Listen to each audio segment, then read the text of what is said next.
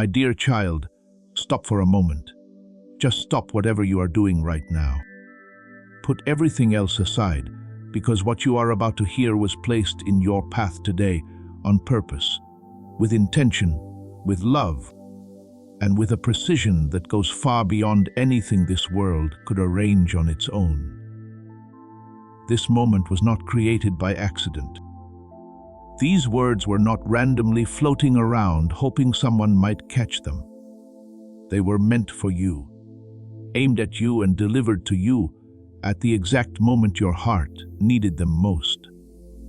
And I need you to feel that truth settle inside you before we go any further together.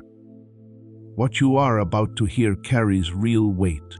It carries consequence. It carries mercy and love and urgency, all wrapped together into something that your spirit will recognize even before your mind fully understands it. This is not the kind of message you can skim through casually. This is not background noise you can let play while you do something else. This demands your full attention, your full presence, and the willingness to be completely honest with yourself as you read every single word, because every sentence here is building towards something. Every paragraph is leading you closer to a sin decision that will shape what happens next in your life. Not just next week, not just next month, but in the deepest and most meaningful chapters still ahead of you. So please do not assume you can come back to this later. Do not tell yourself you will finish it when you have more time, or when you are in a better mood, or when life slows down a little. Life does not slow down on its own, and this moment will not wait forever. Stay with me right here, right now, until the very last word. Because if you walk away before the end, you might be walking away from the very answer your heart has been quietly aching for longer than you even realize. Listen carefully, my dear child. Not just with your mind, not just with your emotions, but with the deepest and most honest part of who you are. Because this message is not informational. It is directional. It is not here to impress you. It is here to move you. And there is a very big difference between those two things. My dear child, the very first thing I need you to understand, truly and deeply understand, is this. You are not here by accident. There is nothing random about this moment. Nothing about how these words found you today is a coincidence. Nothing about the timing is off. Nothing about your presence here is a mistake. I did not stumble into your awareness, and you did not stumble into this message. This meeting between your heart and these words was arranged with a precision and a care that stretches far beyond anything the world could manufacture on its own. Think about that for a moment. Long before today arrived, before this morning began, before you even opened your eyes, this moment was already being prepared for you. Long before your heart grew heavy with the weight of questions you could not answer. Long before confusion moved into your mind like an unwanted guest that just would not leave. Long before you reached that quiet and exhausted edge where hope begins to feel like a luxury you cannot quite afford anymore. I was watching. I was paying careful and loving attention to every single detail of your life. Not just the big visible things that other people can see, but the small invisible things too. The condition of your heart on ordinary Tuesday mornings. The weight of what you have been carrying in silence. The exact moment when you would finally be still enough, open enough, and honest enough to truly hear me clearly. This moment did not come too early, and it did not come too late. It arrived at precisely the right time, because that is how I work in your life. If I had spoken sooner, you might have brushed it aside. The ground in your heart was not yet ready to receive it. And if I had waited any longer, the cost to you would have grown heavier than was necessary. So I came now, right now at this exact intersection of your journey and my faithfulness.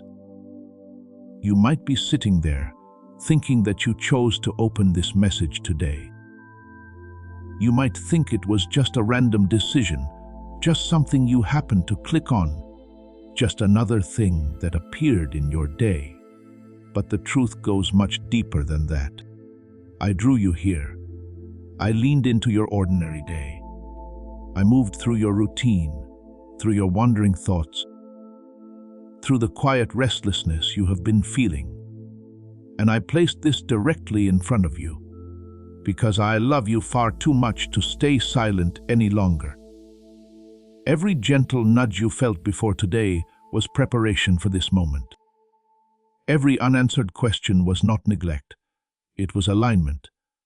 You are here because something deep inside you is finally ready to be met by truth, and something far greater than you is ready to respond to whatever decision you make next. This is not just content. This is a calling. This is not just a message. This is an intervention. And if your heart feels strangely awake right now, if you feel a kind of alert heaviness, if something inside you recognizes that what is happening here carries real weight, that is your spirit telling you the truth. Your spirit knows. It knew before your mind caught up. And because this is not an accident, because this moment was arranged and intentional and necessary, you must not treat it casually. You must not analyze it into pieces until it stops meaning anything. You must not file it under another emotional moment that fades by tomorrow morning. I am not here to entertain you. I am not here to give you a temporary feeling of comfort that disappears when you close the page. I am here because there is a door standing open in front of you right now. And doors like this one do not stand open forever. There will come a time when you will look back on this exact moment and you will know, you will feel it in your bones that something significant was offered to you here. And what you choose to do with it matters more than you currently understand. You have asked yourself before why certain things in your life seem to stall. Why progress would get going and then quietly stop. Why clarity would begin to form and then dissolve before you could fully grasp it. You have wondered why your prayers felt like they were going somewhere and then seemed to fall into silence. And the answer is this: everything was being held. Everything was being aligned. Everything was being positioned for a moment like this one, where truth could finally meet you directly without noise, without disguise, without the comfortable buffer of excuses between you and what is real. The world has trained you to believe that opportunities always return, that moments repeat themselves, that if you miss something today, a version of it will come around again tomorrow. And while that is sometimes true, I want to tell you something different right now. I want to tell you with the full weight of love and the full authority of eternity that some moments are singular. They carry within them a specific kind of power that belongs to a specific window of time. And this is one of those moments. That is why your heart feels pulled right now instead of simply entertained. That is why you feel genuinely seen rather than just impressed by words. That is why something in you recognizes that this is different, that this is not just another message floating past you in a sea of content. I am standing at the edge of your awareness, and I am asking you to stay present. I am asking you to remain open, because what comes next in this conversation depends entirely on whether you acknowledge that this encounter was arranged, intentional, and deeply necessary for exactly where you are in your life right now. You were meant to be here today. I meant for you to hear this And how you choose to respond to that truth will set the direction of what unfolds from this moment forward. My dear child, before we go any further, I need to make something absolutely clear to you. Right now, in this moment, I am not speaking to a crowd. I am speaking to you, just you. This message was not crafted to be tossed into the air like a net hoping to catch whoever happens to swim by. It is personal. It is specific. It is intentional in a way that goes straight past the general and lands right in the particular reality of your individual life. When these words reached you today, they did not arrive as noise. They arrived as recognition. Something inside you paused when you encountered this. Something in you leaned forward rather than scrolling past. That reaction was not just emotional coincidence. That was something much deeper. That was your spirit recognizing a voice it knows, a tone it has heard before in the quietest and most honest corners of your inner world. You have heard many voices in your life, voices of opinion that told you what you should be, voices of accusation that reminded you of everything you got wrong, voices of expectation that pressured you to perform and produce and prove your worth, voices of fear that warned you away from anything that required real courage. But this voice is different. This voice does not rush you or mock you or demand a performance from you. This voice does not need you to be impressive or put together or spiritually polish before it will speak to you. This voice calls you by who you truly are. Underneath all the exhaustion, underneath all the carefully constructed composure, underneath all the ways you have learned to manage how you appear to the world. I am not addressing a demographic right now. I am not speaking to a general audience or a category of people who share certain surface-level characteristics. I am addressing the one who has felt genuinely unseen while being surrounded by people every single day. I am addressing the one who has felt completely unheard while spending enormous amounts of energy trying to explain themselves. I am addressing the one who has been quietly overlooked while caring more deeply about others than almost anyone realizes. If that is you, and I believe you already know whether it is, then understand that this message was crafted with your specific interior world in mind. You might wonder why this feels uncomfortably direct, why it sounds as though somehow knows the language your inner life speaks. It is because I formed that language. I was present when the deepest parts of you were being shaped. I knew you before the world ever got the chance to try and define you. When I speak to you, I do not speak past you or over your head or around the edges of your real life. I speak directly into you. I bypass the defenses you have spent years carefully constructing. I move beneath logic. I reach the place you rarely let anyone else near. And if you feel a little exposed right now, if you feel like something is being seen that you normally keep carefully hidden, I need you to understand something important about that feeling. Exposure is not condemnation. Exposure is invitation. I am not revealing the hidden parts of you in order to shame you. I am revealing them because that is where the healing needs to go, and healing cannot reach what remains buried. Listen carefully here, my dear child, because this is the place where so many people miss what is actually happening. You have spent years quietly disqualifying yourself from things that were actually meant for you. You have developed this habit of reading something that speaks directly to your heart and then stepping back and saying this is probably for someone else. Even when every cell in your body was burning with recognition, you stepped aside. You minimized yourself. You convinced yourself that you are always just one of many, never the specific one, never the chosen one, never the person the message is truly aimed at. But that pattern did not come from genuine humility. It came from wounds.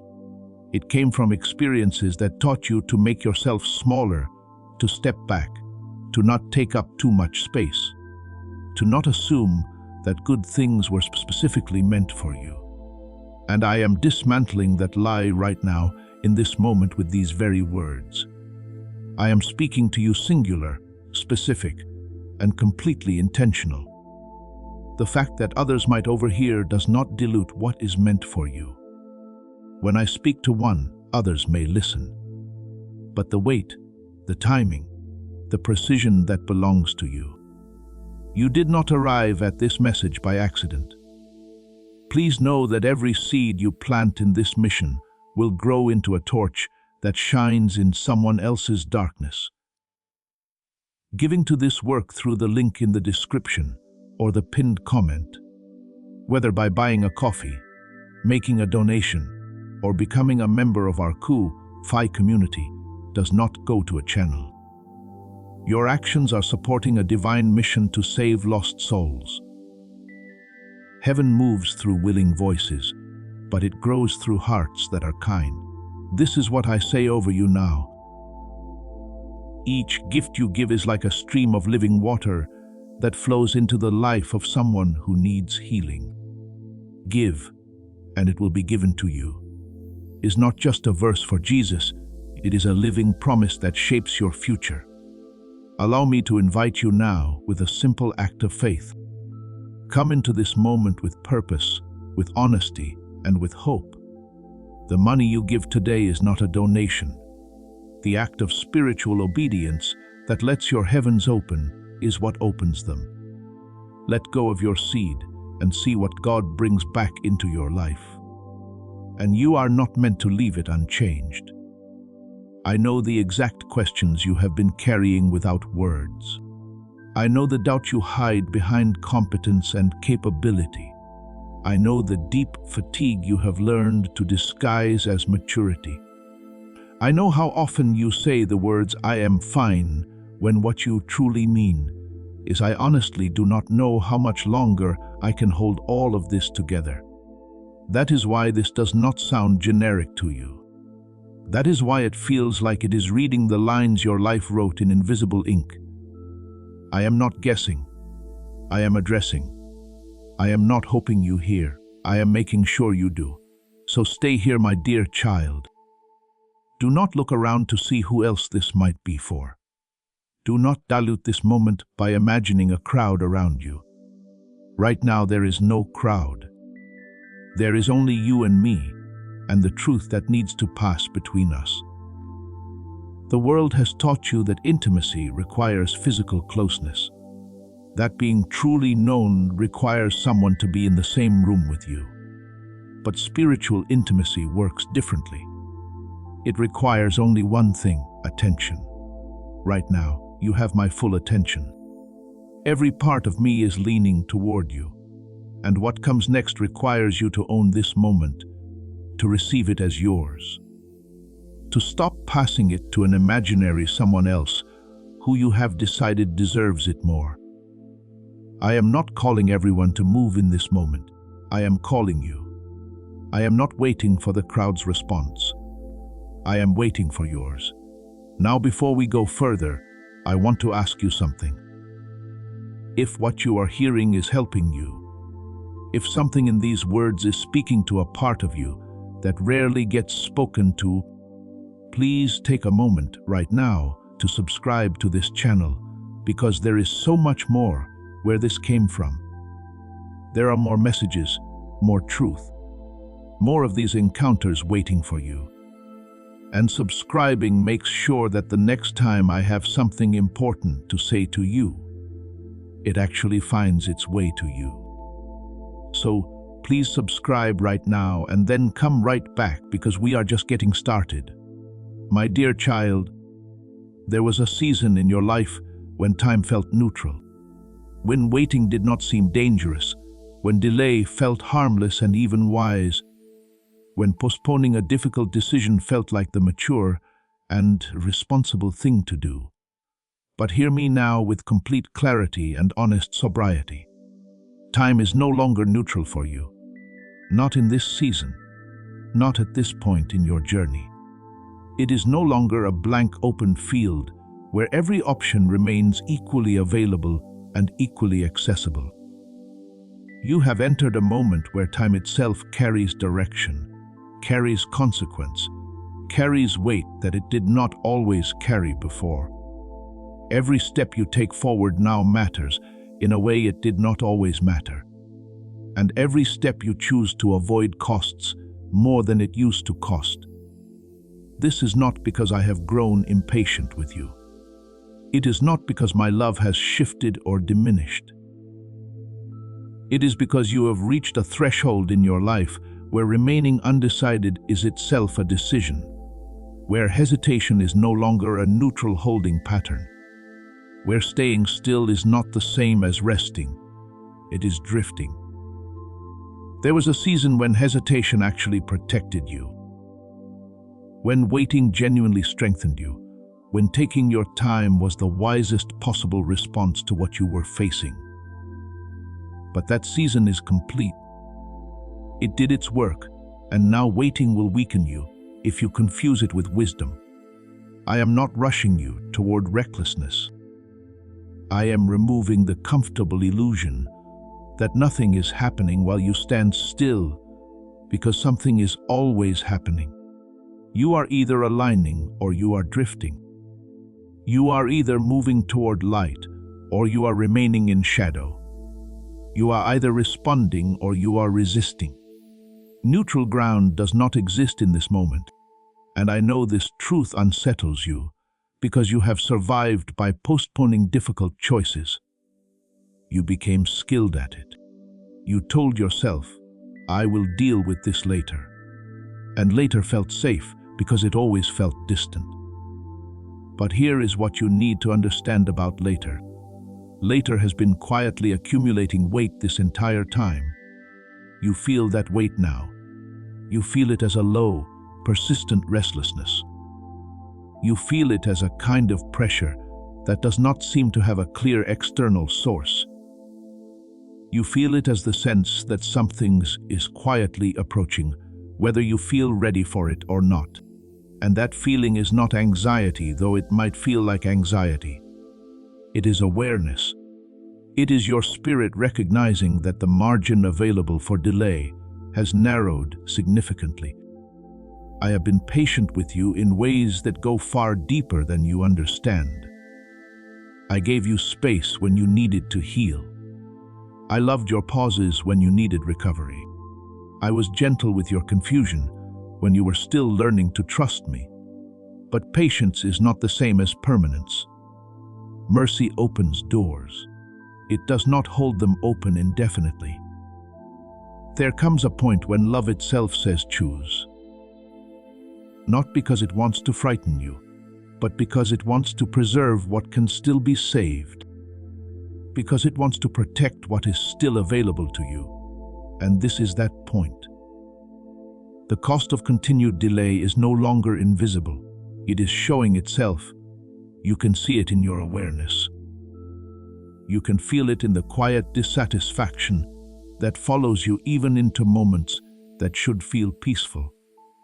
You can sense it in the grief that rises when you imagine staying exactly where you are for another year, another season, another chapter that reads like the ones that came before it. That grief is not weakness. It is your soul mourning potential that is still available to you, but that will not remain available forever.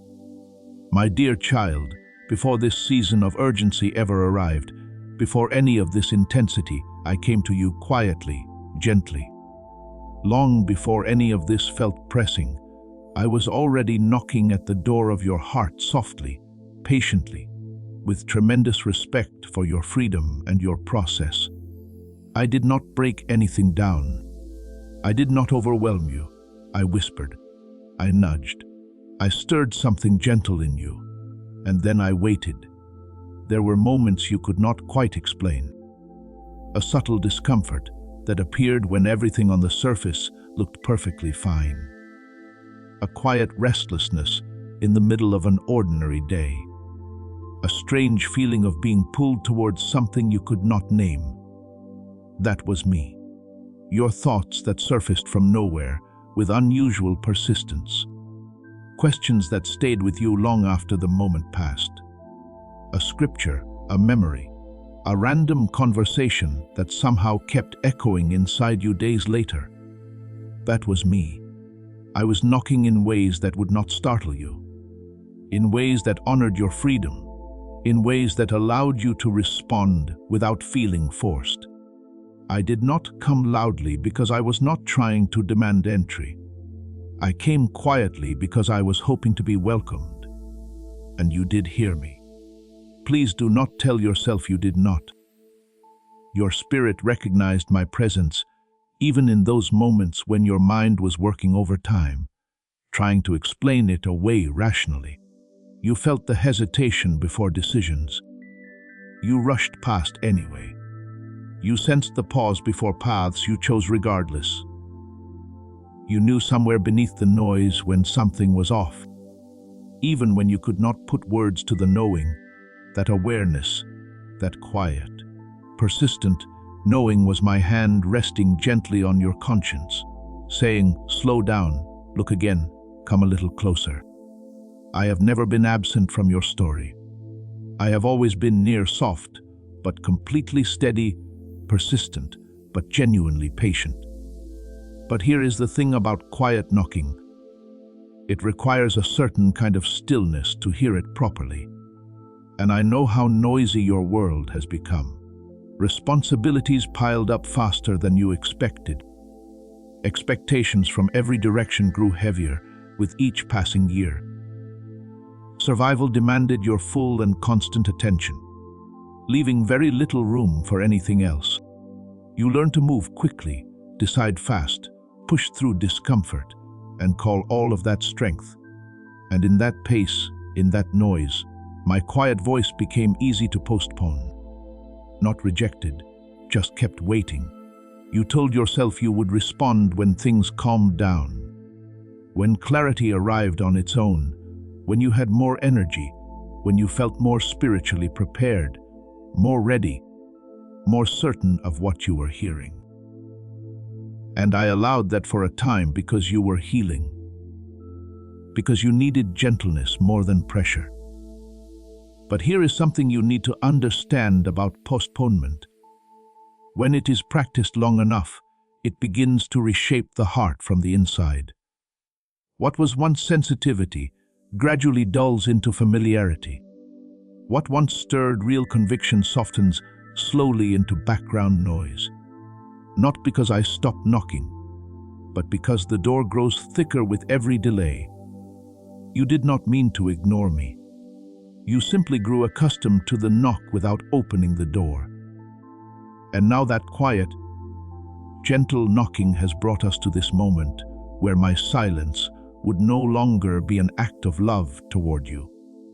My dear child, there is a sentence you have been avoiding for a long time. I know you have been avoiding it because I have watched you sidestep it again and again with tremendous creativity and genuine skill. But the sentence is here now, and it cannot be avoided any further. Later has become now, not suddenly, not cruelly, not without warning, but unmistakably and completely. Later was once a place of real comfort for you, a safe distance where responsibility could rest without pressure. Later felt like wisdom. It felt like patience. It felt like you were in control of your own timing and your own process. You told yourself, I will deal with this when I am stronger. I will answer when life slows down. I will change when the timing finally feels right. And for a while later served you faithfully. It protected you while you were healing. It gave you breathing room while you were learning. It allowed you to survive seasons that would have crushed you if too much had been demanded of you too soon. But later is no longer protecting you, my dear child. It is delaying you. What once operated as genuine wisdom has been quietly becoming avoidance. What once functioned as patience has been slowly eroding your courage. The very word later has begun draining life from you rather than preserving it. You feel it in your fatigue that does not seem to respond to rest. You sense it in the dissatisfaction that follows you even into good moments. You notice it when you think about your future and feel the heaviness settle over you instead of hope. That heaviness is not fear of what lies ahead. It is grief over time that has been slipping past without the alignment you were designed to live in. Later has done its work.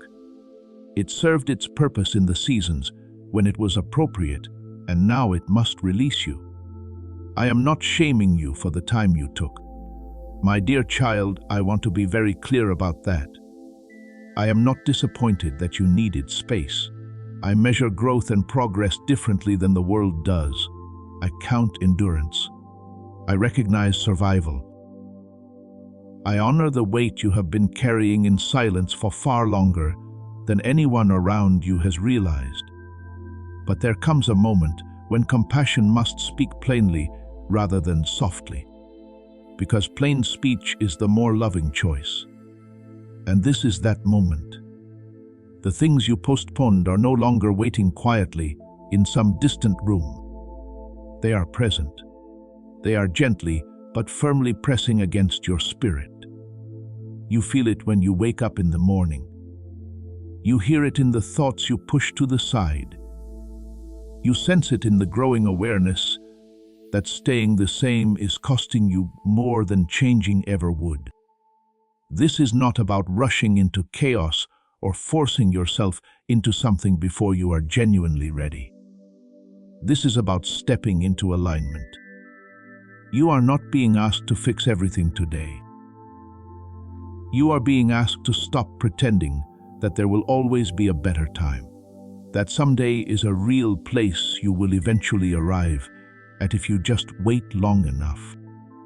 My dear child, there are battles you fought that never made any noise at all, wars that left no visible scars, struggles that never earned any applause because no one around you ever knew they were happening. And yet I saw every single one of them.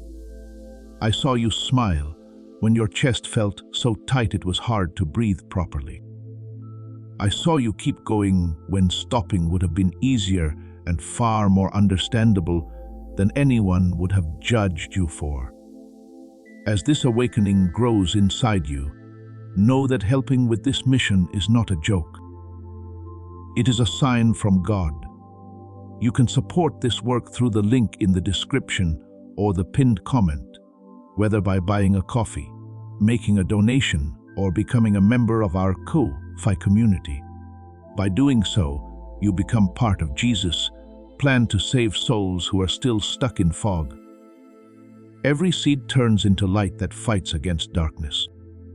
If you water others, you will be watered yourself, Jesus says. This is not history. It is a living promise about your future.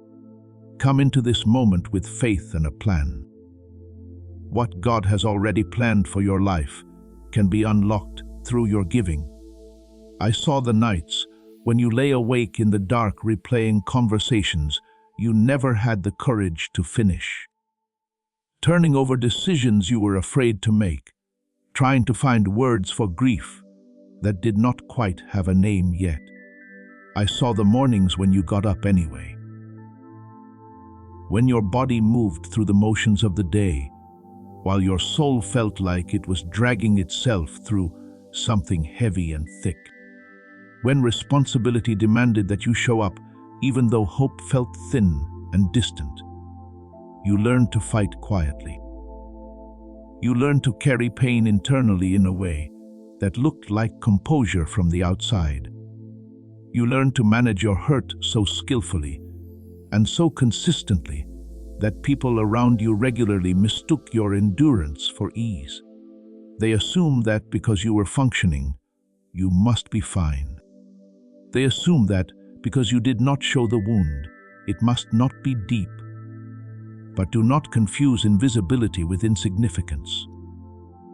My dear child, what was hidden from the people around you was never hidden from me.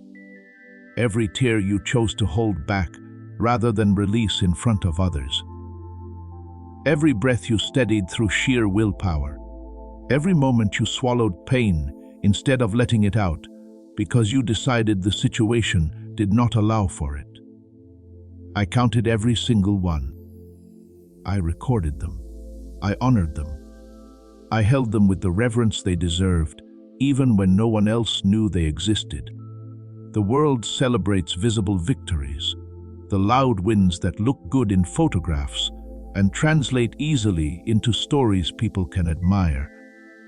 But heaven recognizes private perseverance, the quiet faithfulness of showing up again after being knocked down in a room where no one was watching. You survived things that by every reasonable measure should have broken you completely. And you did it without witnesses. That kind of strength does not come from willpower alone. It comes from a soul that has been held truly held, even in the moments when it felt most completely alone. And because you learned to fight quietly, you also learned to suffer silently. You told yourself not to make a fuss, not to burden people who were already carrying their own weights, not to appear weak or needy or unable to manage your own life. You became genuinely skilled at downplaying your own wounds. Others have it worse, you said. I will be fine, you insisted. But I heard the truth hiding behind those words. I heard the exhaustion beneath your composure. I heard the deep longing beneath your discipline. You hid battles not because you were being dishonest with people, but because you were genuinely afraid that if you let even a little of it show, everything would come flooding out at once. You feared that acknowledging the true depth of your pain would overwhelm you completely. That opening the door, even the smallest amount, would cause the entire dam to break. So you held it together, tight, controlled, contained, and I did not rebuke you for that. I stayed near you inside it. I strengthened you right where you were, even while knowing that this could not be the permanent condition of your life. Because survival is not the same as freedom. Endurance is not the same as healing. You can fight quietly for a season, but you were never meant to live there indefinitely. The strength that kept you going was always meant to bring you to a place where you no longer have to fight alone, where the hiding is no longer necessary, where the wound can finally be acknowledged and finally begin to close. My dear child, one of the deepest wounds you carry may not actually be what happened to you. It may be what you concluded about me in the silence that followed.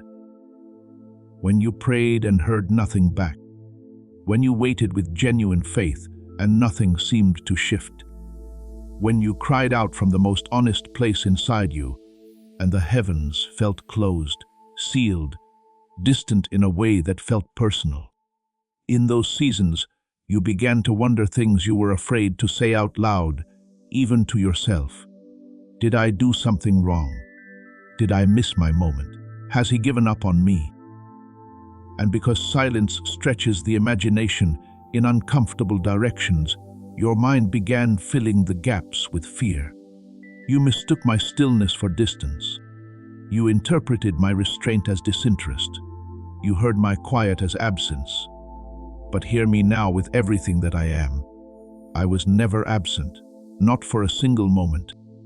I was close. Closer than you realized. Closer than you could feel through the fog of your pain and confusion. Closer than your emotions were able to register in those heavy seasons. Silence is not abandonment. Silence is very often the most active form of protection I can offer you.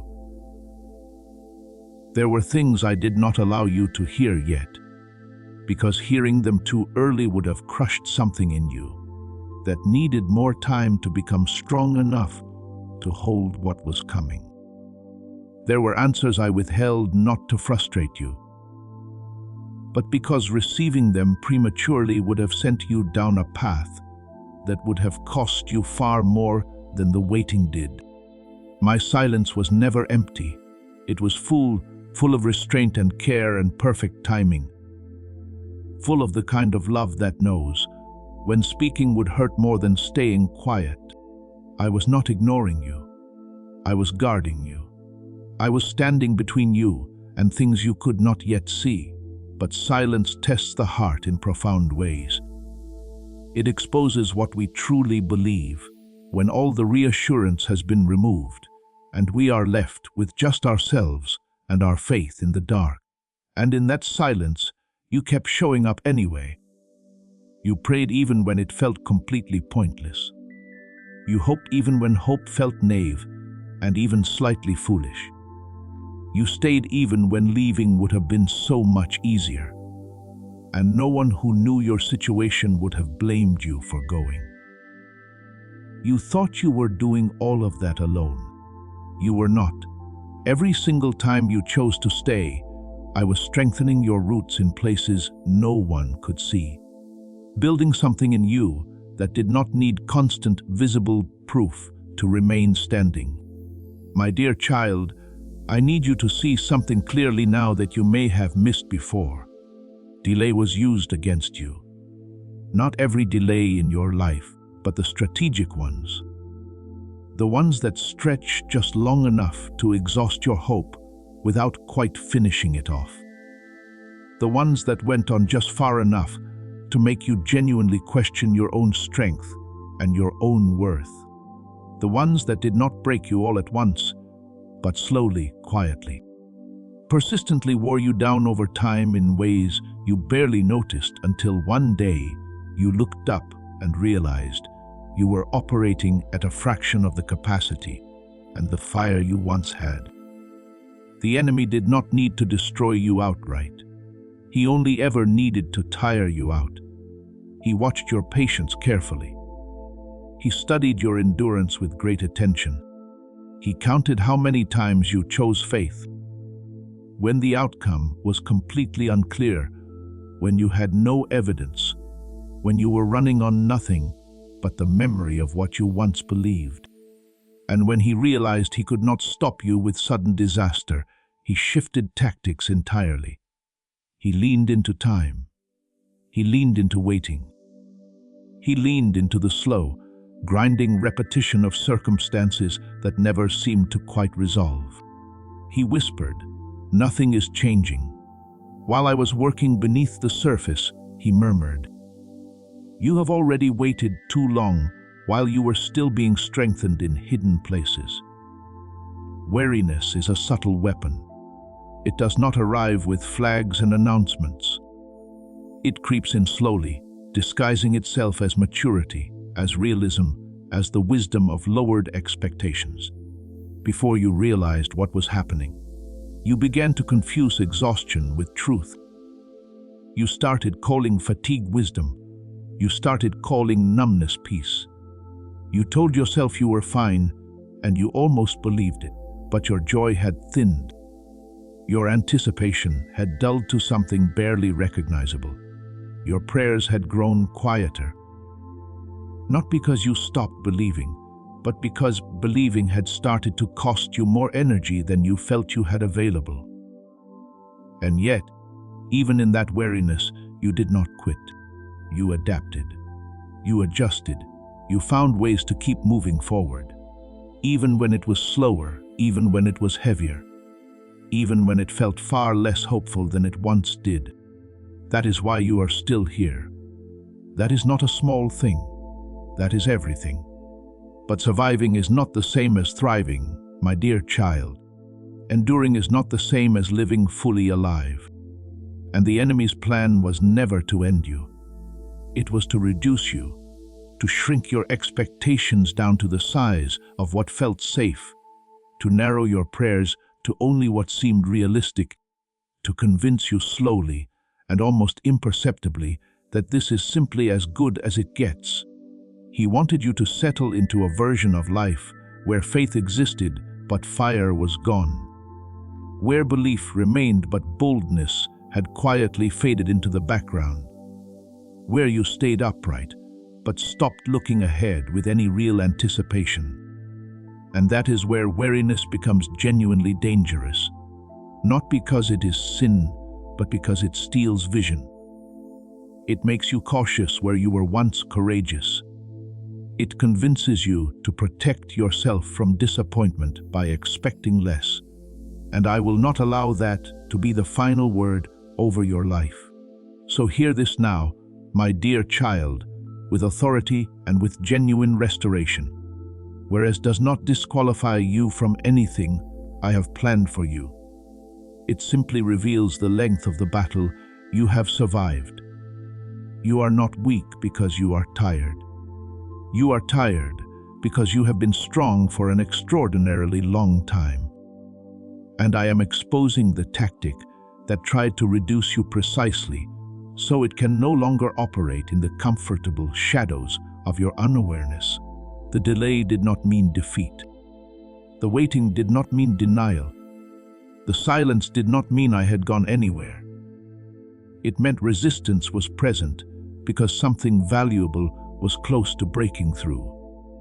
The enemy only ever presses hardest in the places where something truly significant is about to emerge. My dear child, when I say this is a final warning, I need you to hear what that actually means and what it does not mean. Do not hear anger in those words. Hear love sharpened by urgency. Hear mercy speaking plainly because the moment requires it. Hear a father who refuses to let you drift quietly toward unnecessary loss without calling your name clearly. One more time with everything he has. A warning is not a threat. A threat seeks control over you. A warning seeks to protect you. And this warning comes from my complete and total awareness of what is genuinely at stake here. Not just what you could gain by responding, but what you could quietly and gradually lose by continuing exactly as you are. I am not threatening to remove my love from you. I am not holding punishment over your head like a weapon. I am telling you the truth before consequences have the chance to harden into something permanent and painful. There are moments in life where a choice carries more weight than usual, where delay actually reshapes the path ahead, where indecision stops being a pause and begins making decisions for you. You are standing in one of those moments right now.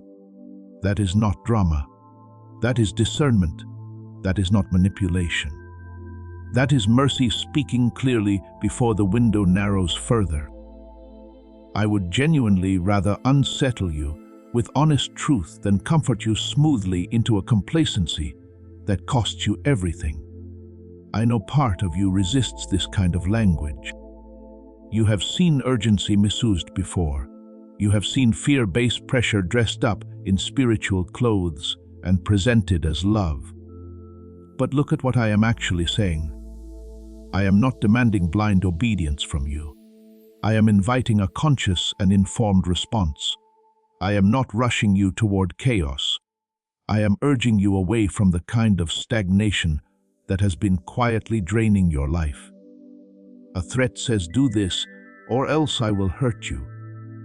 A warning says, do not ignore this, because something precious is genuinely at risk. And what is at risk is not my love for you. My love is not negotiable. What is at risk is your alignment, your clarity, your forward momentum. The specific shape and energy and beauty of the life I have been preparing for you. You can continue exactly as you are and still exist. But existence is not the same as fulfillment, and you were not created for mere existence. You are about to enter your divine future. Remember that this message does not end with you. People can use your breakthrough to get where they need to go. Through the link in the description or the pinned comment, whether by buying a coffee, making a donation, or becoming a member of our Phi community, you can help this mission. By doing so, you are sowing into the awakening, deliverance, and restoration of souls who are still trapped in darkness. This is not poetry when Jesus says, "Give, and heaven will open over you." Every seed you plant turns into oil for your destiny, fire for your calling, and safety for your family. Now is your time, my child. Have faith, and as you do, watch God multiply what you let go of, my dear child. I want you to feel the full weight and the full wonder of where you are standing right now, because this is not ordinary ground beneath your feet. You are standing at a genuine threshold, a real and specific dividing line between everything that has been and everything that is waiting to begin. Behind you is the season you survived. Ahead of you is a future that has been holding its breath, and beneath your feet, in the narrow space of this exact moment, is where decision lies. Thresholds are uncomfortable places because they refuse to allow neutrality.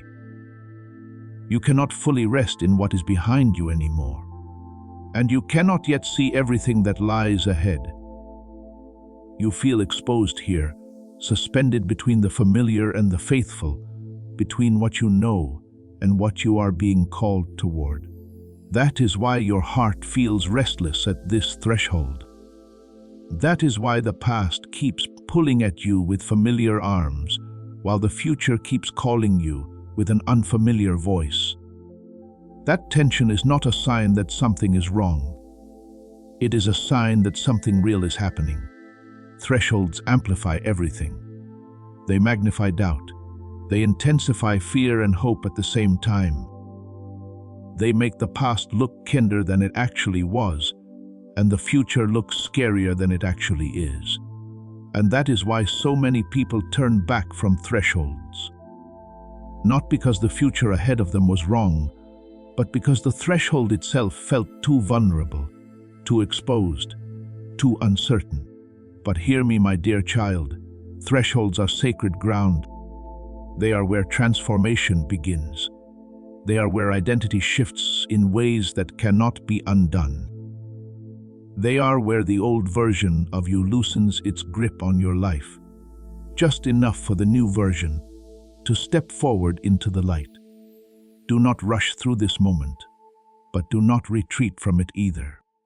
Stand here with me and understand what is genuinely happening beneath the surface of what you feel. You are not just leaving a season. You are leaving a way of being. The version of you that learned to survive by shrinking, by delaying, by keeping expectations low enough that disappointment could not reach them. That version cannot cross this threshold with you. That is why this moment feels heavy. That is why there is resistance inside you. Even as you feel drawn powerfully forward, every threshold asks a question. The question it is asking you right now is simple and enormous at the same time. Who are you willing to become? My dear child, there was a season when learning was enough, when understanding felt like progress, when intention carried real weight, even when action did not follow. When you could say, "I believe this," and feel that the believing itself was sufficient. But that season has completed its work in you. Obedience is the key now. Not knowledge, not emotion, not agreement in principle. Obedience, actual movement, real response. I know this is where the struggle lies for you, because obedience has been misrepresented to you in ways that left damage. You have seen obedience used as a tool of control.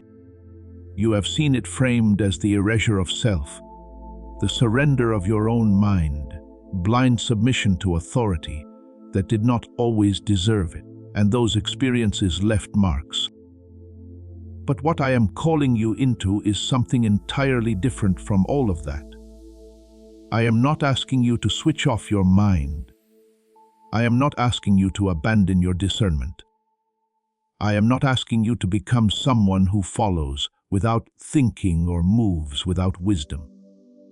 I am asking you to align your movement with the truth you already recognize inside yourself. Obedience is not the absence of thought. It is the decision to move in spite of discomfort. It is faith choosing action. It is trust taking a step. And here is the thing that makes obedience feel so weighty. You already know what I am asking you to do. That is precisely why this feels so intense, so personal, so uncomfortably familiar. Obedience is rarely about discovering something entirely new. It is almost always about finally responding to what has been quietly confirmed in you again and again and again. And I understand why responding feels frightening, because obedience removes the illusion of control. As long as you remain in the territory of intention and planning, and almost you feel protected from outcome, you can always retreat into "I meant to," or "I was getting there," or "I was not ready yet." But obedience closes that distance. Obedience steps into consequence, trusting me with whatever the result turns out to be. This is why obedience feels heavier than belief. Belief can stay entirely internal and invisible. Obedience becomes visible, and visibility feels genuinely risky when you have been wounded by outcomes before. When effort has been met with disappointment, when you tried and it did not work out the way you trusted it would. But hear me clearly on this. Obedience is not a gamble. When I am the one leading, it is not blind movement.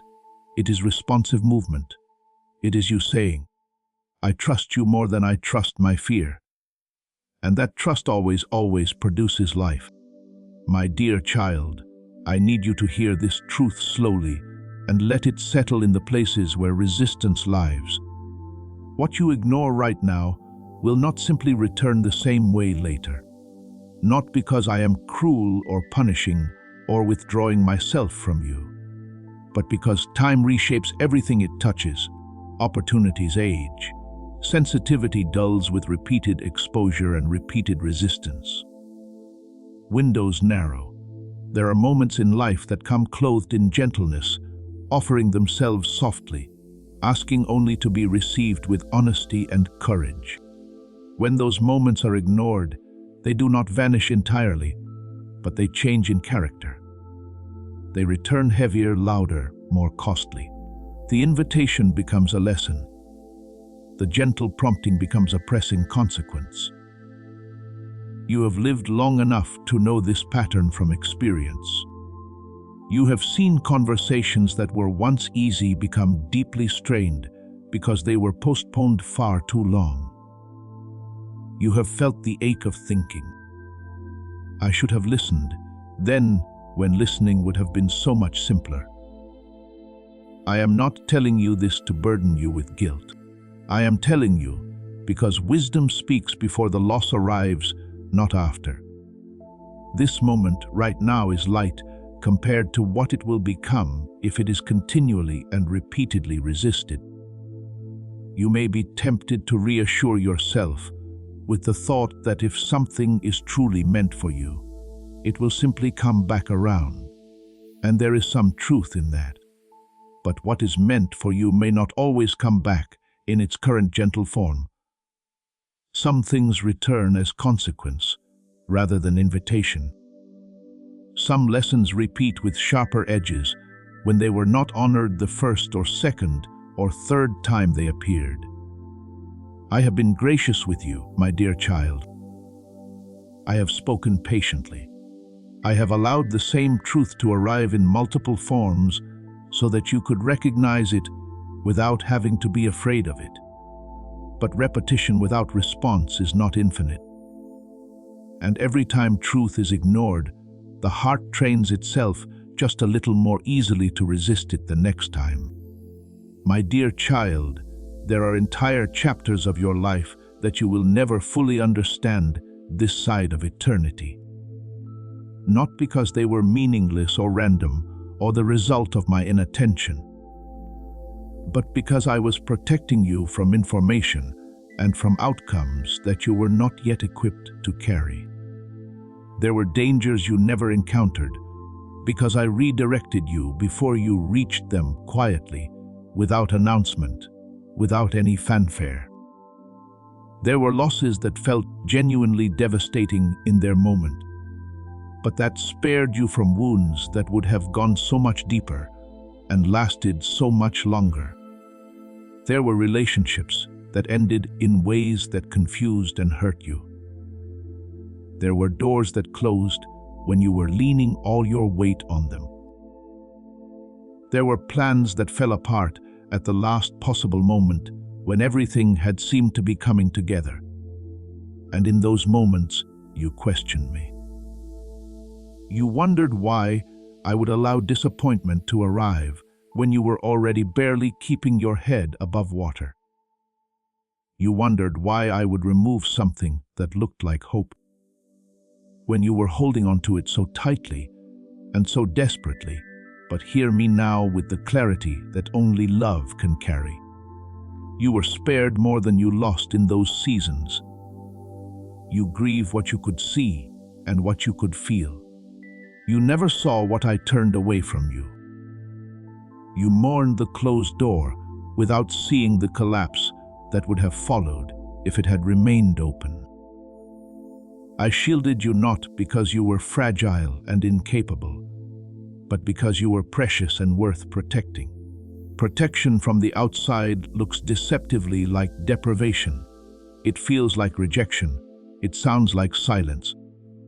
It appears as delay, and because you could not see the full picture, because you could not see close to the moment and too deep in the pain, you interpreted protection as punishment.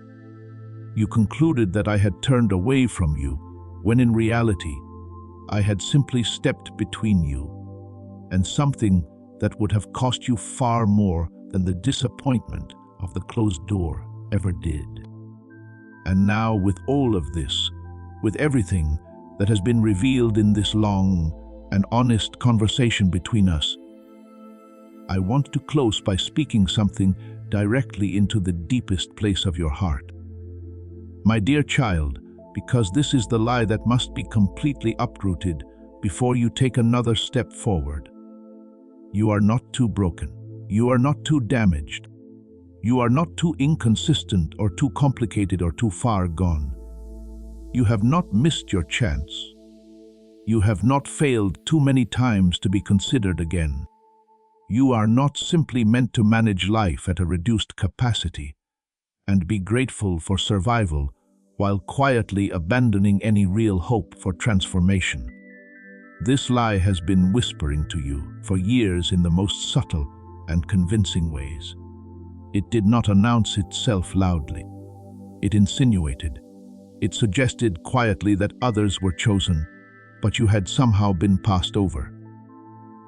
It pointed to your flaws with great precision and asked how someone like you could possibly expect restoration. And because you are honest with yourself, because you genuinely do know your own failures and inconsistencies, the lie felt believable. It rhymed with your self-knowledge in a way that made it feel like truth. But it is not truth. It is the most persistent and destructive deception that has ever been aimed at you. And I am dismantling it completely right now in this moment with these words. You were always meant for more than survival. You were always designed for wholeness. You were always the specific, chosen, seen, known, and deeply loved one that this message was aimed at from the very beginning. And the very fact that you are still here, still reading, still listening, still hoping, even underneath all the weight and all the wariness, is proof that something in you has always known, that your spirit has always known. My dear child, I want you to stay with me just a little longer, because what I am about to say next is not a continuation of what came before. It is a deepening of it. Everything you have heard so far was preparing the ground inside you, softening the soil, loosening the places that had grown hard with time and disappointment and repeated waiting. And now that the ground is ready, now that your heart has been honest enough to stay present through everything that has already been said, I want to plant something in you that will not wash away when this moment passes. I want to speak to the part of you that will still be listening tomorrow morning, when the feelings have settled and the ordinary demands of your day have returned. Because truth that only lives in emotional moments is not truth that changes a life. Truth that changes a life is truth that takes root so deeply that it is still there when everything else goes quiet. So stay with me, my dear child. Not because this will always feel comfortable, not because every sentence will land gently, but because you came too far in this conversation to leave before the most important part. You survived the discomfort of being seen clearly. You stayed through the urgency. You remained through the wait. Now stay through the invitation, because that is where everything changes. My dear child, I want to talk to you about identity. Not the identity the world gave you. Not the one your family assigned to you before you were old enough to have an opinion about it. Please know that every seed you plant in this mission will grow into a torch that shines in someone else's darkness. Giving to this work through the link in the description or the pinned comment, whether by buying a coffee, making a donation, or becoming a member of our Fi community, does not go to a channel. Your actions are supporting a divine mission to save lost souls. Heaven moves through willing voices, but it grows through hearts that are kind. This is what I say over you now. Each gift you give is like a stream of living water that flows into the life of someone who needs healing. Give, and it will be given to you, is not just a verse for Jesus, it is a living promise that shapes your future. Allow me to invite you now with a simple act of faith. Come into this moment with purpose, with honesty, and with hope. The money you give today is not a donation. The act of spiritual obedience that lets your heavens open is what opens them. Let go of your seed and see what God brings back into your life. Not the one that was built from your achievements or your failures or your reputation or your wounds. I want to talk to you about who you actually are at the level that existed before any of those things ever touched you. Because somewhere along the way, in the middle of all the living and surviving and adjusting and performing, you lost the thread back to your original self. And that loss is one of the quietest and most devastating things that can happen to a human being, precisely because it happens so gradually that most people never notice it occurring. It did not happen all at once for you. It never does. It happened in small moments that felt insignificant individually, but accumulated into something enormous over time. It happened the first time someone important to you communicated through words or through silence, or through the way they looked at you, or failed to look at you, that you were somehow not quite enough. Not quite the right shape, not quite the right version of what they needed you to be. And because you were young, and because you needed their approval, and their love, and their sense of safety, more than you needed almost anything else in the world at that time, you adjusted. You reshaped yourself just a little. You filed down the edges that seemed to make them uncomfortable. You amplified the parts of yourself that seemed to earn their warmth. And you quietly buried the parts that seemed to create distance. And you told yourself this was just maturity, just learning to get along with people, just being reasonable and flexible and easy to love.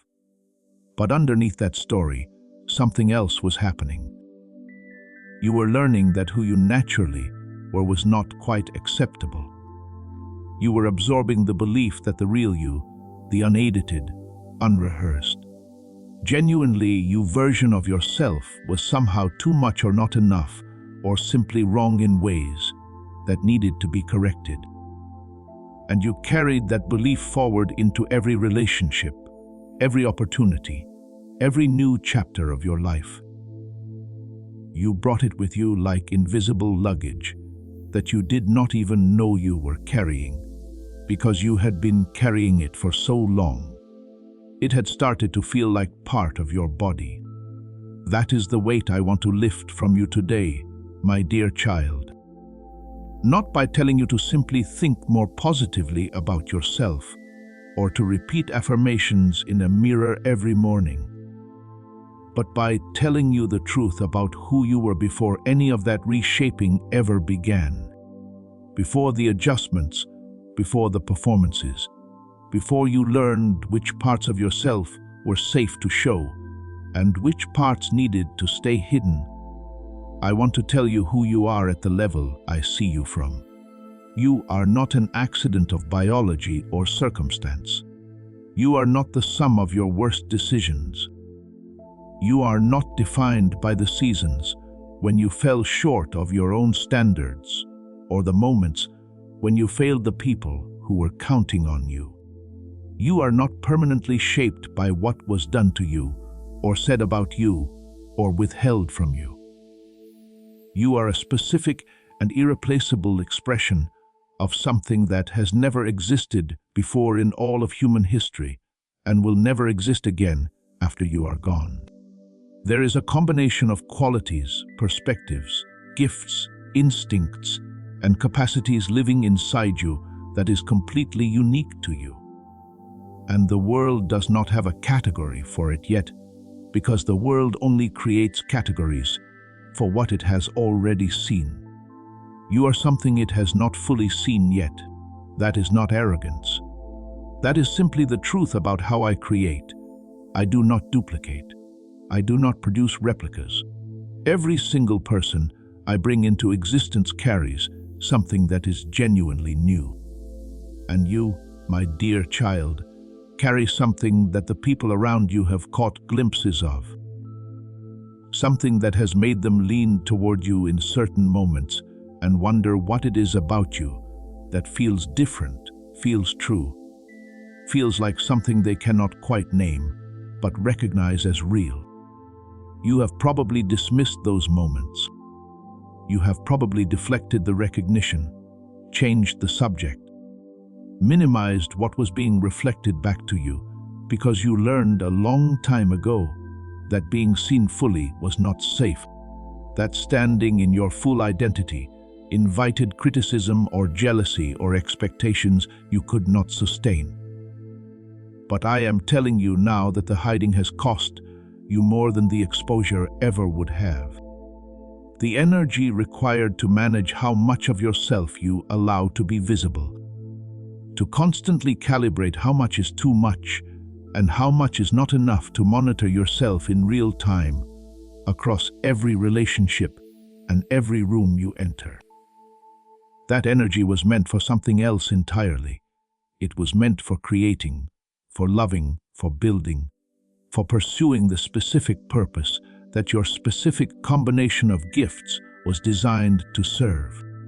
And instead, it has been consumed by self-management, by the exhausting and never-ending project of being acceptable. I want that energy back for you. I want you to have access to the fullness of who you are without the constant overhead of managing other people's comfort with your existence. And that begins with this moment, with you hearing me say clearly and without any qualification that who you are. The original undited version that existed before the world started asking you to be something more manageable. That person is not only acceptable but extraordinary. That person is exactly who I made on purpose, and I have been waiting with more patience than you know for you to stop apologizing for being them. My dear child, I want to speak to you about something that you carry in your body. Not just in your mind or your spirit, but in the actual physical experience of being you moving through the world every day. I want to talk about the weight of chronic uncertainty, because I think you know exactly what I mean by that phrase, even if you have never heard it put in those words before. Chronic uncertainty is not the normal uncertainty that every human being lives with. The not knowing how things will turn out, the inability to predict the future, the reasonable ambiguity about what comes next. Every person lives with that. That is simply the nature of being alive in time. Chronic uncertainty is something different.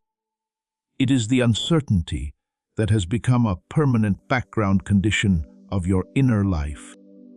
It is the state of never quite feeling settled, never quite feeling sure, never quite feeling like the ground beneath you is solid enough to put your full weight on. It is the experience of making a decision and then immediately beginning to question whether it was the right one, of having a good day and waiting for what is going to go wrong, of receiving something good and bracing for when it will be taken away, of trusting someone and simultaneously preparing for the moment when they will prove that trust was misplaced. You live with this chronic uncertainty, not because you are broken or faithless or mentally ill. You live with it because you learned it. You learned it in seasons when the ground actually was not stable, when people who were supposed to be reliable were not, when things you counted on genuinely did disappear, when what you hoped for genuinely did not arrive. Your nervous system and your inner world adapted to those conditions the way any living thing adapts to its environment. You became calibrated for instability, and that calibration kept you safe in the seasons when instability was the reality. But it is still running now, long after the season that required it has passed. That is why peace feels so hard to hold on to, my dear child. Not because peace is absent from your life, but because you are not calibrated to receive it yet. When peace arrives, your inner world treats it with suspicion. It looks for the catch. It waits for the other shoe. It whispers, "Enjoy this while it lasts," and reminds you of every time before when something good was temporary. And so, even in genuinely peaceful and genuinely good seasons, you cannot quite rest in them the way you were designed to rest. You sit on the edge of your own blessings, ready to get up at any moment. I want to recalibrate you, not through a technique or a formula or a series of steps you follow, but through the slow and patient work of trust rebuilding in the deepest part of you. And it begins with this: I am not going to disappear. I am not going to pull the ground out from under you. I am not going to invite you into something and then remove it once you have become vulnerable to it. Everything you have lost, everything that was taken, everything that ended before you were ready, none of it happened because I was setting you up for disappointment. None of it was me establishing a pattern that will simply repeat forever. Some of it was protection. Some of it was preparation. Some of it was the consequence of living in a broken world where other people's choices create real losses. But none of it was me showing you who I am in a permanent sense. Who I am is faithful. Who I am is the one who is present in every single loss you have ever experienced, not causing it, but already working within it. Who I am is the constant beneath every variable, and learning to trust that again, after all the seasons that trained your nervous system, otherwise is not weakness. It is the bravest thing you could possibly do. It is the thing that will finally allow you to put your full weight on the ground and discover that it holds. My dear child, I want to address something that lives just beneath the surface of almost everything you do. something that rarely gets named directly, but that shapes your choices, your relationships, your willingness to step forward, and your ability to receive good things when they arrive. I want to talk about shame, not guilt, which is the appropriate response to specific things you have actually done wrong, but shame, which is the belief that something is fundamentally and irreparably wrong with who you are. Guilt says I did something bad. Shame says I am something bad, and they feel completely different inside. Guilt points outward toward a specific action and invites correction. Shame points inward toward your entire being and demands hiding. Guilt motivates change. Shame motivates concealment. And you, my dear child, have been carrying far more shame than you have ever named out loud, including to yourself. It arrived in the ordinary and extraordinary experiences of your life. In the moments when you were not chosen. In the seasons when you were found lacking. In the relationships where your best was consistently treated as not good enough. In the failures that other people witnessed. In the private ones that only you know about. In the ways your body or your circumstances or your family or your history made you feel like you were starting every race a few steps behind everyone else in the messages spoken and unspoken that you absorbed about your worth and your place and how much space you were allowed to take up in the world. And shame is an expert at disguising itself. It does not always announce itself as shame. It shows up as perfectionism, as the compulsive need to get everything exactly right, because you cannot afford to give anyone additional evidence that you are lacking.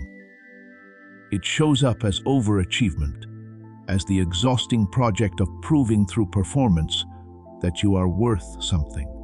It shows up as people-pleasing, as the inability to disappoint anyone, because their disappointment confirms the worst thing you believe about yourself. It shows up as withdrawal, as making yourself small and quiet and unremarkable, so that no one looks closely enough to see what you are convinced they would find if they did.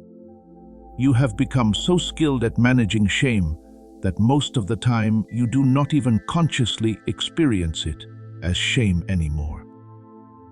You just experience it as the rules of how you operate, as the background conditions of your personality, as just the way you are. But I want you to know something, my dear child, and I need you to truly receive this, rather than letting it pass through you. Shame was never meant to be the architecture of your life. It was never meant to be the invisible scaffolding that determines the shape of everything you build and everything you pursue and everything you allow yourself to want. It was never the truth about you. Shame is always a lie about identity dressed up in the clothes of honesty. As this awakening grows inside you, know that helping with this mission is not a joke. It is a sign from God. You can support this work through the link in the description or the pinned comment, whether by buying a coffee, making a donation, or becoming a member of our Ko-Fi community. By doing so, you become part of Jesus' plan to save souls who are still stuck in fog. Every seed turns into light that fights against darkness. If you water others, you will be watered yourself, Jesus says. This is not history. It is a living promise about your future. Come into this moment with faith and a plan. What God has already planned for your life can be unlocked through your giving. It feels true because it is familiar. It feels true because enough people and enough experiences have seemed to confirm it. But familiarity is not the same as truth, and confirmation is not the same as reality. The truth about you is not what shame has been whispering. The truth about you is what I have been saying. You are known. You are specific. You are chosen. You are held. You are not too much. You are not too broken. You are not fundamentally flawed in ways that put you beyond the reach of love and restoration and purpose. And here, right in the middle of everything we have been talking about together, I want to pause and ask you something. If what you are hearing is touching the places that have been covered for a long time, if something in this message is reaching the parts of you that rarely get to breathe, please take a moment right now and subscribe to this channel, because this is not the last conversation we need to have together. There is more I want to say to you. There is more ground to cover. There are more truths I want to place in the specific tender places of your specific beautiful complicated life. And subscribing is how you make sure those words find you when you need them most. So please do that right now and then come back, because we are nowhere near finished. My dear child, I want to talk to you about the relationship between what you believe and what you expect. Because there is often a significant gap between these two things in a person's life, and that gap is where so much quiet pain lies.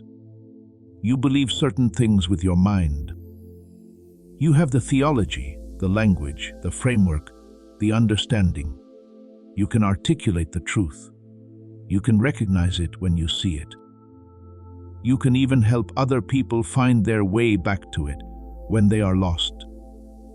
But what you actually expect in the deepest and most honest part of yourself, what you genuinely anticipate when you lie awake at night and think about your future, is something different, something smaller, something more cautious, something shaped far more by accumulated experience than by stated belief. And this gap between belief and expectation is not hypocrisy. I want you to hear that clearly. It is not evidence that your faith is fake, or that your belief is just performance, or that you are somehow spiritually compromised in a way that disqualifies you from what I have promised. It is simply evidence that you are human, that you live in time, that you have a history, that your inner world has been shaped by real experiences of real outcomes over real years of real living.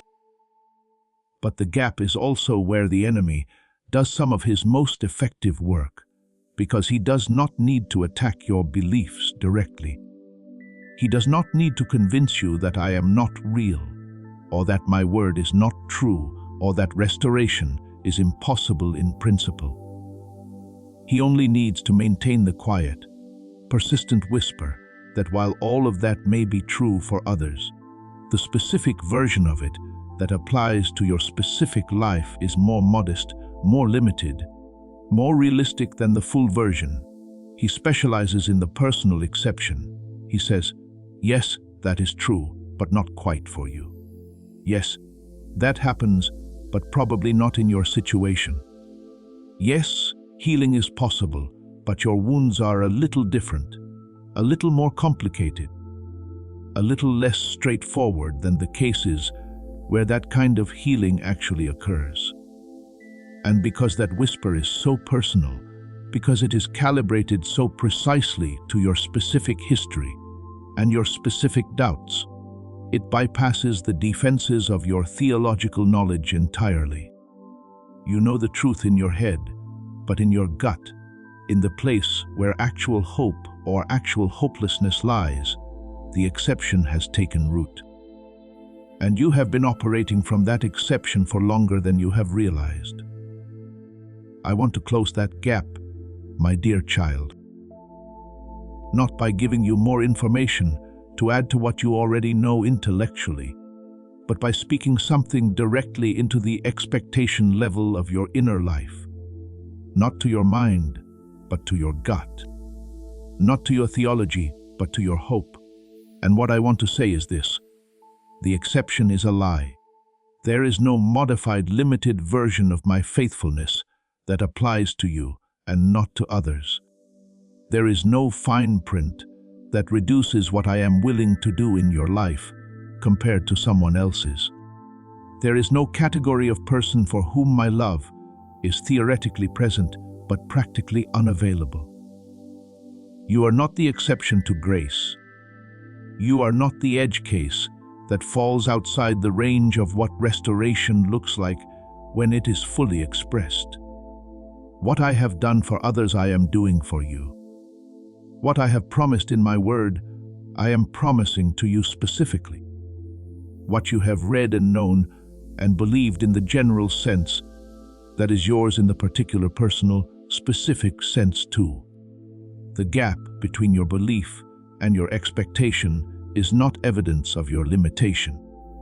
It is the territory where faith gets to do its most meaningful and most transformative work.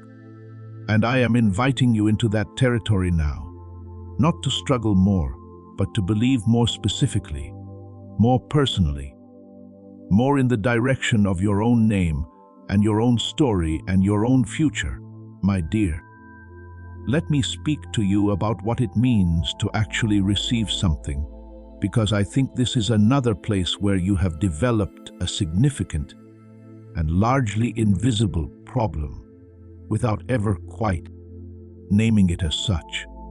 You are not very good at receiving, and I do not mean that as a criticism. I mean it as an observation about a pattern that has developed in you for completely understandable reasons, and that now operates at a level beneath your conscious awareness most of the time. Receiving requires vulnerability. It requires a kind of openness that says, I need this, and I am allowing it to come in. It requires the willingness to be in a position of having been given something, which means acknowledging that you did not produce it yourself, that it came from outside you, that you were in a state of need, that something from beyond you filled. And for someone who learned early that need was dangerous, that vulnerability invited harm, that depending on others created exposure that was then used against them. Receiving feels genuinely unsafe, even when what is being offered is genuinely good. So you deflect, you minimize, you redirect the attention away from what you are being given toward what you can give back. You receive a compliment and immediately find something to compliment in return. You receive an act of kindness and immediately begin calculating how to reciprocate so that the ledger stays balanced. You receive an expression of love and immediately begin wondering what will eventually cost you, or what will be expected of you in return, or how long it will last before it is withdrawn. You have trained yourself to receive at arm's length, to let good things in only partially, to maintain a kind of emotional distance from blessing that feels like wisdom, but is actually self-protection that has outlived its original purpose. And this affects not just how you receive from people, but how you receive from me. You know how to ask. You know how to pray, to petition, to bring your needs and your questions. But when the answer comes, when the provision arrives, when the blessing appears, there is a part of you that holds back from fully receiving it. That treats it with caution rather than gratitude, that waits to see what the catch is, that suspects the good thing might be temporary and protects itself accordingly by not investing too fully in it. My dear child, I want you to practice something that is going to feel unnatural and slightly uncomfortable at first. I want you to practice receiving fully, not cautiously, not partially, not at arm's length with one eye watching for the exit. I want you to practice letting what is good actually land inside you completely. To let gratitude be genuine rather than managed. To let blessing be received rather than processed. To let love reach the places inside you that have been protected from it for so long that they have almost forgotten what it feels like. This is not naive. This is not ignoring the reality that loss happens and people sometimes disappoint and good things sometimes end. It is the decision to stop letting the possibility of future loss prevent you from fully inhabiting present blessing. It is the decision to be alive in the good things while they are here, rather than mourning them preemptively. It is the decision to trust me enough to open the door all the way, rather than leaving the chain on just in case. My dear child, I want to speak to you about your purpose now, not in the vague, generalized way that purpose often gets discussed, not with motivational language that sounds inspiring in the moment, but fails to connect to the actual texture of your actual life. I want to speak to your purpose concretely in the specific terms of who you actually are and what you are actually carrying and where you are actually standing right now. Your purpose is not a single grand moment or a single dramatic calling or a single achievement that will one day validate all the years of preparation. It is not something that begins only when you have resolved all your internal issues, healed all your wounds, achieved all your growth goals, and arrived at some imagined final version of yourself that is ready for significance. Purpose is not waiting for your arrival at that destination. Purpose is available to you right now in the current imperfect, genuine version of your life, with the specific gifts and wounds and perspectives and experiences that belong to you today. Because here is what I have placed inside you, my dear child. I have placed the specific capacity to reach people who are exactly where you have been. To speak a language that comes from having lived through the thing, rather than simply having studied it from a distance. To offer a kind of presence to hurting and confused and weary people that can only come from someone who has personally navigated the same kind of darkness. The years you spent in struggle were not wasted years. They were the years in which you were becoming someone who could be trusted with the wounds of others. The seasons of delay and silence and confusion were not gaps in your story. They were the very contents of your story that will make it possible for someone else to feel genuinely understood in theirs. There are people whose lives will change because of you.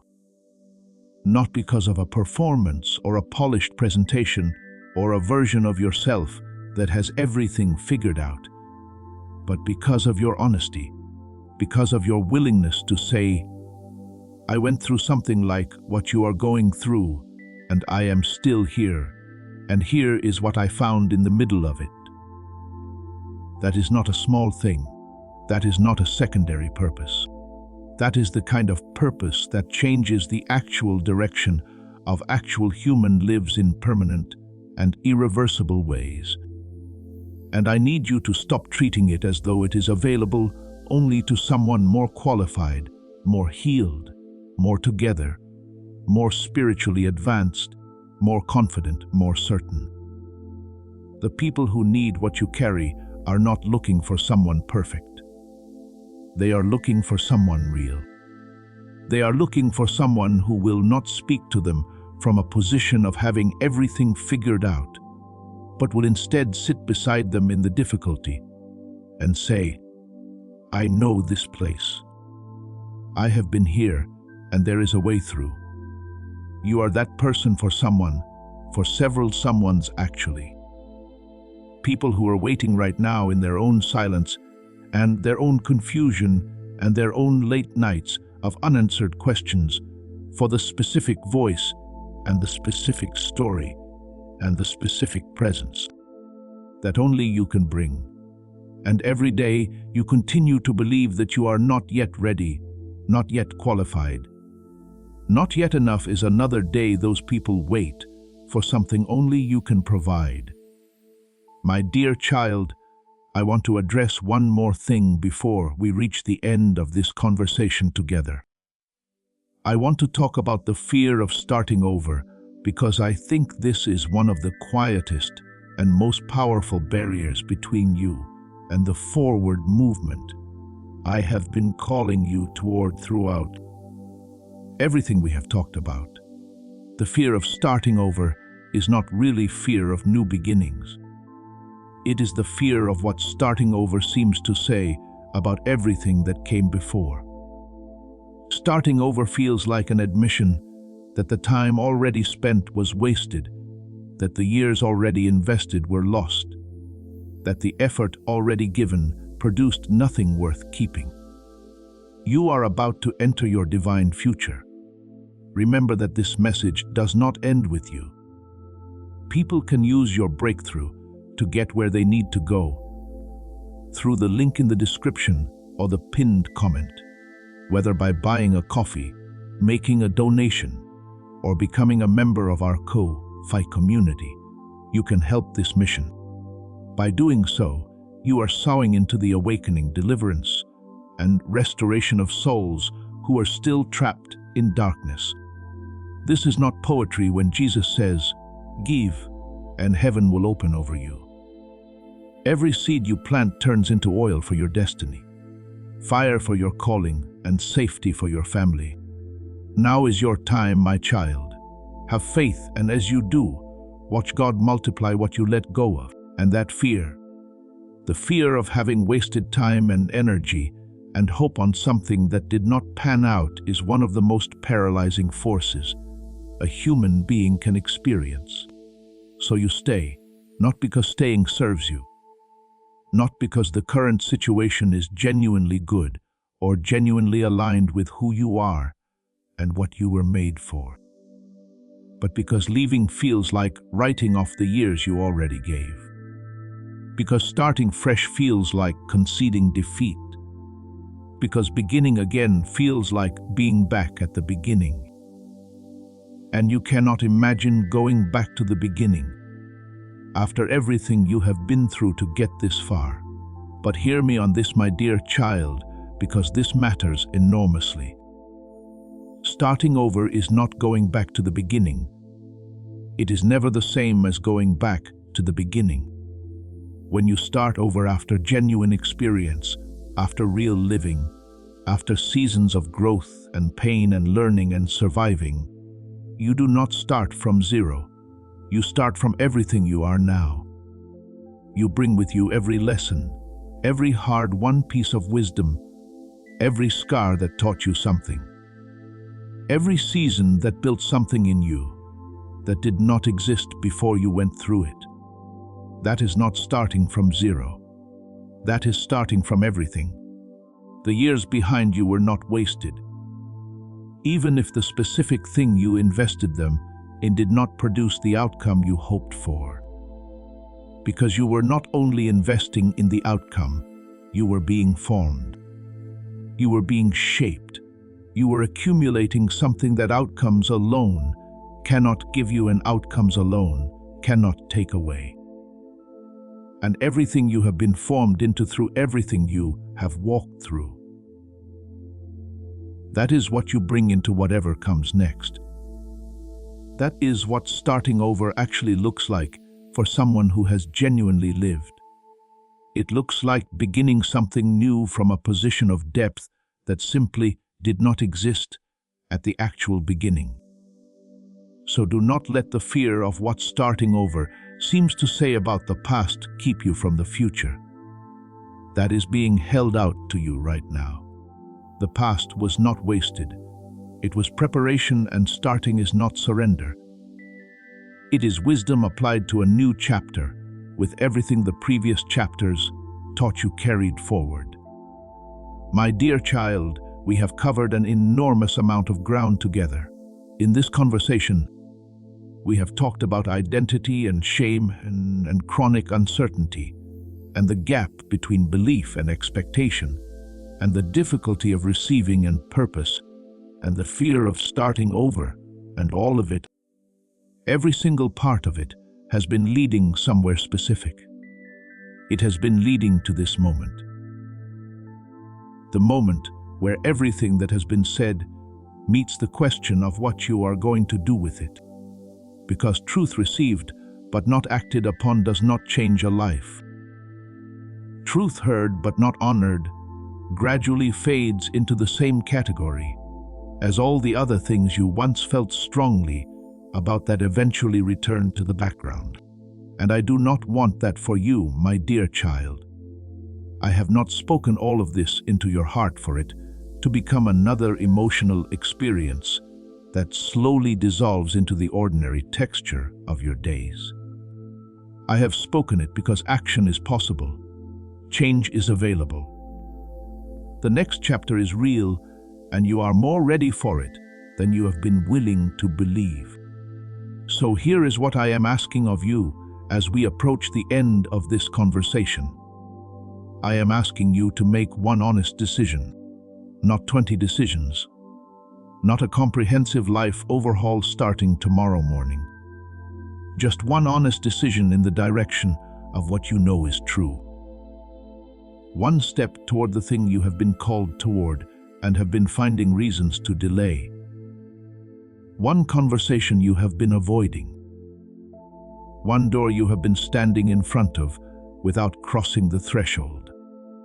One prayer that is honest rather than managed. One moment of receiving without deflecting. Just one. Because one honest step taken with genuine willingness creates momentum. And momentum is what has been missing. You have had the knowledge.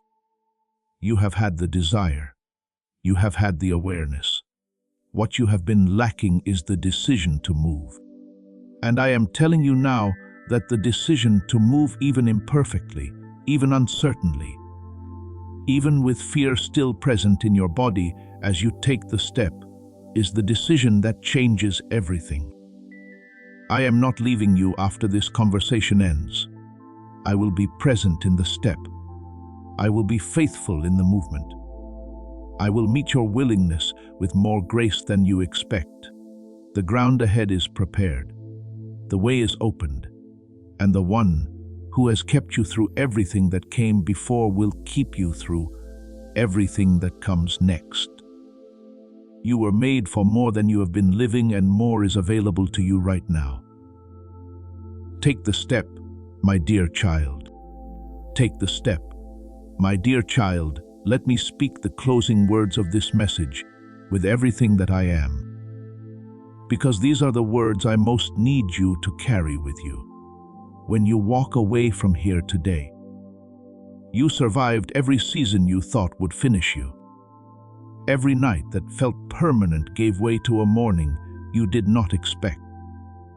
Every silence that felt like abandonment was holding something too precious to release before its time, and all of it, every single piece of everything you have carried, has brought you to this exact threshold where a new chapter is not just possible, but prepared and waiting. You do not need to be fearless to step forward. You do not need to have every answer arranged neatly before you move. You do not need to feel completely ready, because readiness is rarely a feeling. It is a choice, and the choice is yours right now in this moment. With these words still warm in your heart, choose to stop waiting for a version of yourself that never needs courage to act.